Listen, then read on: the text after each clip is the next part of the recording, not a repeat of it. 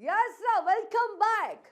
ಸಚಿವ ಸಂಪುಟ ವಿಸ್ತರಣೆಗೆ ಕಾಂಗ್ರೆಸ್ ಕಸರತ್ತು. ದೆಹಲಿಗೆ ತಲುಪಿರುವಂತಹ ಸಿಎಂ ಡಿಕೆ ಶಿವಕುಮಾರ್, ಮಾಜಿ ಸಿಎಂ ಸಿದ್ದರಾಮಯ್ಯ ಒಂದೇ ವಿಮಾನದಲ್ಲಿ ದೆಹಲಿಗೆ ತಲುಪಿರುವಂತಹ ಸಿದ್ದರಾಮಯ್ಯ, ಡಿಕೆ ಶಿವಕುಮಾರ್, ಸಿಎಂ ಡಿಕೆ ಶಿವಕುಮಾರ್ ಜೊತೆ ಸಿದ್ದರಾಮಯ್ಯ ಅವರು, ಹರಿಪ್ರಸಾದ್ ಅವರು ಕೂಡ ಭಾಗಿಯಾಗಿದ್ರು.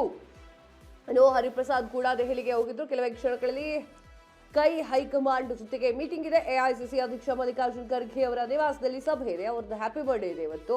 ಸಿಎಂ ಡಿಕೆ ಶಿವಕುಮಾರ್, ಮಾಜಿ ಸಿಎಂ ಸಿದ್ದರಾಮಯ್ಯ, ಹರಿಪ್ರಸಾದ್ ಜೊತೆ ಚರ್ಚೆ, ಹೊಸಬರಿಗೆ ಹೆಚ್ಚು ಅವಕಾಶ ಕೊಡುವಂತೆ ಗಂಭೀರ ಚರ್ಚೆ ನೀಡುವಂತಹ ಗಂಭೀರ ಚರ್ಚೆಯನ್ನು ಮಾಡ್ತಾ ಇದ್ದಾರೆ.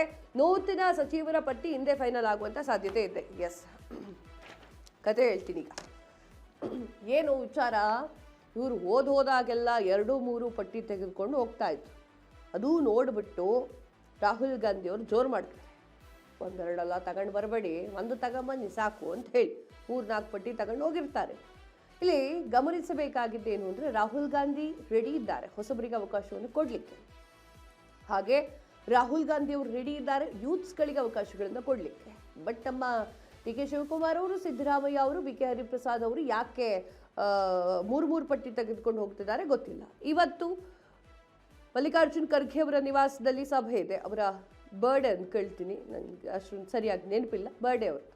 ಸೊ ಆ ಒಂದು ಕಾರಣಕ್ಕಾಗಿ ಅವ್ರ ಮನೆಗೆ ಹೋಗ್ತಾರೆ. ಅಲ್ಲಿ ನಿವಾಸದಲ್ಲಿ ಮಾತುಕತೆಯೂ ಕೂಡ ನಡೆಯಲಿದೆ. ಸಿಎಂ ಡಿ ಕೆ ಶಿವಕುಮಾರ್ ಅವರು, ಸಿದ್ದರಾಮಯ್ಯ ಅವರು, ಹರಿಪ್ರಸಾದ್ ಜೊತೆ ಚರ್ಚೆ ಆಗುತ್ತೆ. ತದಾದ ನಂತರ ರಣದೀಪ್ ಸಿಂಗ್ ಸುರ್ಜೇವಾಲ್, ಕೆ.ಸಿ. ವೇಣುಗೋಪಾಲ್ ಅವರ ಜೊತೆಗೆ 1-to-1 ಚರ್ಚೆ ಇರುತ್ತೆ.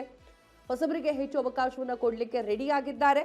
ಬಟ್ 30 ಜನ ಹಿರಿಯ ಶಾಸಕರು ದೆಹಲಿಯಲ್ಲಿ ಟೆಂಟ್ ಹಾಕೊಂಡು ಕೂತ್ಕೊಂಡಿದ್ದಾರೆ. ಅವರಲ್ಲಿ ಲಾಭಿಯನ್ನು ನಡೆಸ್ತಾ ಇದ್ದಾರೆ.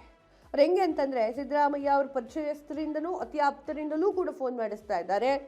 ಹಾಗೆ ಡಿ ಕೆ ಶಿವಕುಮಾರ್ ಅವರ ಅತಿ ಆಪ್ತರಿಂದಲೂ ಕೂಡ ಇವ್ರ ಹೆಸರು ಜಾಯಿನ್ ಮಾಡಿ ಅಂತ ಹೇಳಿ ಅವರಲ್ಲೂ ಕೂಡ ಲಾಭಿಯನ್ನು ನಡೆಸ್ತಾ ಇದ್ದಾರೆ. ಈ ರೀತಿಯಾಗಿರುವಂತಹ ಪರಿಸ್ಥಿತಿ ಇರುವಂಥದ್ದು.